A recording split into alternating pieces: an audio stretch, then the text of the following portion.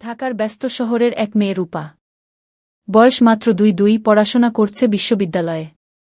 খুব সাধারণ পরিবারের মেয়ে, কিন্তু তার স্বপ্ন আকাশছোঁয়া। অন্যদিকে আরিয়ান নামের এক ছেলে, নামকরা এক ব্যবসায়ীর ছেলে। পড়াশোনা শেষ করেছে বিদেশে, সদ্য দেশে ফিরেছে। প্রথম দেখা হয় একেবারেই অপ্রত্যাশিতভাবে। এক বৃষ্টিভেজা দুপুরে রূপা রিকশায় যাচ্ছিল বিশ্ববিদ্যালয়ে। আচমকা রিকশার চাকা ভেঙে যায়, আর বৃষ্টির ভিজে রাস্তায় অসহায় দাঁড়িয়ে থাকে সে। তখনই গাড়ি থামিয়ে নেমে আসে আরিয়ান। ছাতাটা মাথার উপর ধরে বলে, চলুন আমি নামিয়ে দিই আপনাকে গু। রূপা প্রথমে দ্বিধায় পড়ে, কিন্তু আরিয়ানের চোখে অদ্ভুত এক বিশ্বাস ছিল। গাড়িতে ওঠার পর থেকে শুরু হয় এক অচেনা গল্প। আরিয়ান শুধু ধনী নয়, ভীষণ ভদ্র আর হৃদয়বানও। প্রতিদিন রূপাকে ফোনে খোঁজ নেওয়া, কখনো নোটিস দিয়ে সাহায্য করা, কখনো আড্ডায় মিষ্টি খুনসুটি, সব মিলিয়ে রূপার একঘেয়ে জীবনে রং ঢেলে দেয়া। রূপার মনে প্রশ্ন আসে, এত বড়লোক ছেলে কেন আমার মতো সাধারণ একটা মেয়ের জন্য এত করে? এক রাতে হঠাৎ ফোনে আরিয়ান বলে ফেলে, রূপা, আমি জানি তুমি ভাবো আমি তোমার নাগালের বাইরে, কিন্তু আমি তোমাকে ছাড়া আমার জীবন কল্পনাই করতে পারি না গে। রূপার চোখ ভিজে ওঠে। তার মনে হয় এতদিন যা অনুভব করছিল, আজ যেন সত্যি হয়ে গেল। রূপার পরিবার রাজি নয়। তারা মনে করে আরিয়ান তাদের সমাজের ছেলে নয়, ওরা ভিন্ন জগতের মানুষ। অন্যদিকে আরিয়ানের পরিবারও চায় না সে কোনো মধ্যবিত্ত মেয়েকে বিয়ে করুক। এই বাধা তাদের প্রেমকে আরও শক্ত করে তোলে। তারা গোপনে দেখা করতে থাকে, প্রতিটি দেখা যেন জীবনের সবচেয়ে বড় উপহার। একবার রূপা কাঁদতে কাঁদতে বলে, আরিয়ান, আমরা যদি এক হতে না পারি? আরিয়ান তার হাত শক্ত করে ধরে বলে, তাহলে আমি সারা জীবন লড়াই করব তোমার জন্য। তুমি আমার শেষ প্রার্থনা গে। অসংখ্য বাধা, অশ্রু, অপমান, সবকিছুর পর একদিন দুপক্ষের পরিবার বুঝে যায় যে তাদের প্রেম ভাঙা সম্ভব নয়। বিয়ের মণ্ডপে সাদা সাজে রূপা যখন আসছে, আরিয়ান তার চোখ ভিজে উঠতে দেখে। কানে আসতে বলে, আমি তো তোমার ছোঁয়ায় বাঁচতে শিখেছি গু। রূপা হাসতে হাসতে উত্তর দেয়, তাহলে এই ছোঁয়া চিরজীবনের জন্য গু। দুজনের হাত এক হয়, আর দর্শকের মনে হয় এই প্রেম শুধু গল্প নয়, এটা সত্যি অনুভূতির নাম। বৃষ্টির মতোই টুপটাপ নেমে আসে প্রেম। আরিয়ানের সাথে পরিচয়ের পর থেকে রূপার ভেতরটা যেন বদলে গেছে। প্রতিদিন ভোরে ঘুম ভাঙতেই মোবাইলে একটা মেসেজ, আজ তোমার হাসি দেখার অপেক্ষায় আছি উ। রূপা চুপি চুপি পড়ে, বুকের ভেতর অদ্ভুত একটা কাঁপন ওঠে। কেবল একটা মেসেজ, অথচ মনে হয় আকাশ ভরা গান। এক বিকেলে বিশ্ববিদ্যালয়ের সামনে আরিয়ান গাড়ি নিয়ে দাঁড়িয়েছিল। রূপা নামতেই বলে, চলো আজ একটু ঘুরতে যাই উ। রূপা অবাক হয়ে জিজ্ঞেস করল, কোথায়? যেখানে গেলে তোমার মন হাসবে গি। আরিয়ান রূপাকে নিয়ে যায় ধানমন্ডি লেকের ধারে। সন্ধ্যার আলো, নরম বাতাস, আর চারপাশে জোনাকির মতো ঝলমল করছে আলো। রূপা বেঞ্চে বসে চুপ করে চারপাশ দেখছিল। হঠাৎ আরিয়ান তার হাত ধরে ফেল। রূপা থমকে গেল। বুকের ভেতর যেন ঢেউ খেলতে লাগল। তুমি এভাবে হাত ধরলে কেন? আরিয়ান ধীরে ধীরে বলে, কারণ আমি চাই এই হাতটা কখনো যেন ফসকে না যায় উ। সেই মুহূর্তে রূপার চোখে অশ্রু এসে ভিজে ওঠে। প্রথমবার বোঝে, প্রেম শুধু বলা নয়, ছোঁয়াতেও অনেক কিছু লেখা থাকে। রাত নামার পর গাড়িতে ফেরার সময় গান বাজছিল মৃদু সুরে। জানালা দিয়ে বাতাস আসছিল, রূপার চুল এলোমেলো হয়ে উঠছিল। আরিয়ান হঠাৎ গাড়ি থামাল। সে রূপার চোখের দিকে তাকিয়ে বলল, রূপা, আমি জানি না আমি কেমন ছেলে, কত ভুল আমার জীবনে আছে। কিন্তু আমি জানি আমি তোমাকে ছাড়া একদিনও বাঁচতে পারব না। তুমি যদি আমার না হও, আমি নিজেকে আর চিনব না গি। রূপার বুক কেঁপে উঠল। সে কিছু বলতে পারছিল না। শুধু চোখ ভিজে উঠেছিল, আর ঠোঁটে কাঁপা কাঁপা হাসি। ধীরে ধীরে সে হাত বাড়িয়ে দিল আরিয়ানের দিকে। তাহলে আমি দরজা খুলে দিলাম। আমার মনের সব দরজা শুধু তোমার জন্য উ। আরিয়ান তার হাত নিজের বুকের উপর রেখে বলে, এই বুকটা শুধু তোমার জন্যই ধুকপুক। তাদের প্রেম যেন দিন দিন আরও গভীর হতে থাকে।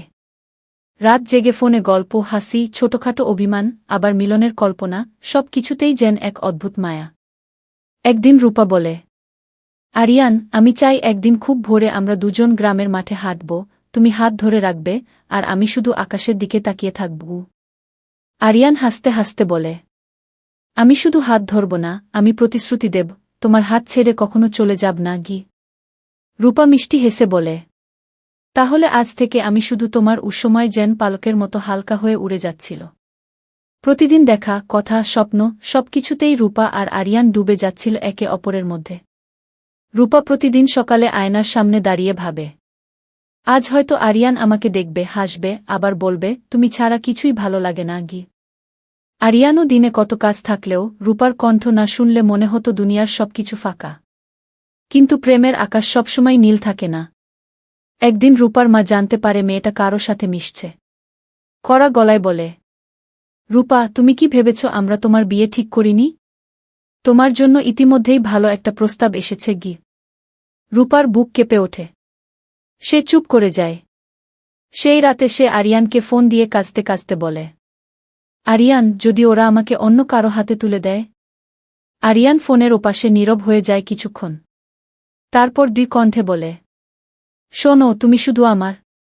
আমি লড়াই করব তোমার জন্য। তোমাকে ছাড়তে বললে আমি মরতেই রাজি, কিন্তু তোমাকে হারাতে নয় গি। রূপার চোখ বেয়ে জল গড়িয়ে পড়ে, কিন্তু সেই জলের ভেতরেই লুকিয়ে থাকে নিরাপত্তা। পরদিন বিকেলে দুজন দেখা করল শহরের বাইরে এক নির্জন উদ্যানে। শীতল হাওয়ায় গাছের পাতারা দুলছিল, চারপাশে কেউ নেই। রূপা কাপা গলায় বলে, আরিয়ান, যদি আমরা এক হতে না পারি? আরিয়ান ধীরে ধীরে এগিয়ে এসে তার চুল কানের পেছনে সরিয়ে দেয়। চোখে চোখ রেখে ফিসফিস করে বলে, তাহলে আমার জীবনের মানে হারাবে। তুমি আমার শ্বাস, তুমি আমার আলো। তুমি যদি না থাকো আমি বাঁচব কিভাবে? রূপার গাল ভিজে ওঠে, সে মাথা নামিয়ে ফেলে। আরিয়ান তার দুই হাত নিজের হাতে তুলে নেয়, ঠোঁটে ছুঁয়ে বলে, তুমি আমার দোয়া, তুমি আমার ভালোবাসা। তোমাকে ছাড়া আমি কিছুই চাই না গি। রূপা হেসে কাঁদতে কাঁদতে বলে, তাহলে আমিও শুধু তোমার। আমার প্রতিটি নিঃশ্বাস তোমার নামেই বাঁধাগু। সেই মুহূর্তে দুজনের মধ্যে দূরত্ব আর থাকে না। চারপাশে শুধু নিস্তব্ধতা, আর তাদের হৃদস্পন্দন গেয়ে ওঠে প্রেমের সুর। সেদিন রাতে ফেরার আগে আরিয়ান বলল, শোনো, আমি চাই আমাদের একটা ঘর হোক। ছোট্ট একটা ঘর, যেখানে তুমি থাকবে, আমি থাকব, আর প্রতিদিন সকালে তুমি আমার হাত ধরে ঘুম থেকে উঠবে গু। রূপা চোখ মুছে হেসে ফেলে, সত্যি আরিয়ান? তুমি কি আমাকে এমন স্বপ্নের ঘরে নিয়ে যাবে? আরিয়ান তার কপালে ঠোঁট ছুঁয়ে বলে, এটা স্বপ্ন না রূপা, এটাই আমার সত্যি। তুমি আমার স্ত্রী হবে, আমার জীবনের সবকিছু হবে গু। রূপা চোখ বন্ধ করে সেই মুহূর্তটা বুক ভরে নেয়। মনে মনে ভাবে, প্রেম যদি এরকম হয় তবে আমি যে কোনো বাধা সামলাতে পারব। সময় যত এগোচ্ছে রূপা আর আরিয়ানের প্রেম যেন আরও তীব্র হয়ে উঠছে। তারা দুজনেই জানে এ প্রেম সহজ নয়। তবুও প্রতিটি দেখা, প্রতিটি মুহূর্ত যেন তাদের কাছে অমূল্য। একদিন বিকেলে দুজন দেখা করল বুড়িগঙ্গার তীরে। আকাশ ভরা সোনালি আলো, হালকা বাতাস, নদীর ঢেউ খেলছে। রূপা সাদা সালোয়ার কামিজে, মাথায় হালকা ওড়না, অদ্ভুত এক সৌন্দর্য। আরিয়ান তাকিয়ে থাকতে থাকতে মুগ্ধ হয়ে যায়। আস্তে বলে, তুমি জানো, আজ তুমি আমার জীবনের সবচেয়ে সুন্দর ছবি হয়ে দাঁড়িয়েছ। রূপা লাজুক হেসে জবাব দেয়, তুমি না থাকলে আমি এভাবে সুন্দর লাগতাম? আরিয়ান ধীরে ধীরে তার হাত ধরে বলে, তোমার সৌন্দর্য তোমার চোখে নয়, তোমার মনের ভেতরে। আর সেই মনটা আমি নিজের করে নিয়েছি গু। রূপা মিষ্টি হেসে মাথা নামিয়ে নেয়। হঠাৎ রূপা গম্ভীর হয়ে যায়। চোখ নামিয়ে আসতে বলে, আরিয়ান, যদি কখনো আমাদের আলাদা করে দেয়? যদি পরিবার আমাদের মেনে না নেয়? আরিয়ান তার কাঁধে হাত রেখে মুখটা নিজের দিকে ঘুরিয়ে দেয়। গভীর কণ্ঠে বলে, তাহলে আমি পৃথিবীর বিরুদ্ধে দাঁড়াব। তোমাকে ছাড়া আমার পৃথিবী নেই রূপা। আমি শপথ করছি, যত বাধাই আসুক আমি তোমাকে ছাড়ব না গি। রূপার চোখ ভিজে ওঠে। সে কেঁপে কেঁপে বলে, তাহলে আমিও প্রতিশ্রুতি দিচ্ছি, যত ঝড়ই আসুক আমি শুধু তোমার হাতই ধরে থাকব গু। দুজন একে অপরকে শক্ত করে জড়িয়ে ধরে। চারপাশে নদীর শব্দ, বাতাসের ঝিরঝির ধ্বনি, সব যেন মিলেমিশে তাদের ভালোবাসাকে আশীর্বাদ দিচ্ছিল। সেই সন্ধ্যায় তারা প্রথমবার একে অপরকে আলিঙ্গন করে। রূপার গাল ভিজে ওঠে, বুকের ভেতর কেঁপে ওঠে অদ্ভুত এক স্রোত। আরিয়ান ফিসফিস করে বলে, তুমি আমার হৃদয়ের একমাত্র কবিতা রূপা গি। রূপা চোখ বন্ধ করে তার বুকের ভেতর মাথা লুকিয়ে রাখে।